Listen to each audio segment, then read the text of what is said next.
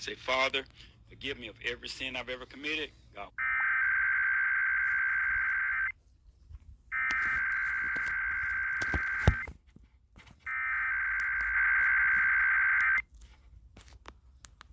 The civil authorities have issued a required weekly test for all of Alabama, all of Arkansas, all of Iowa, all of Illinois, all of Kansas, all of Louisiana, all of Minnesota, all of Missouri, all of Mississippi, all of North Dakota, all of Nebraska, all of Oklahoma, all of South Dakota, all of Tennessee, all of Texas, and all of Wisconsin beginning at 11 a.m. and ending at 12 p.m.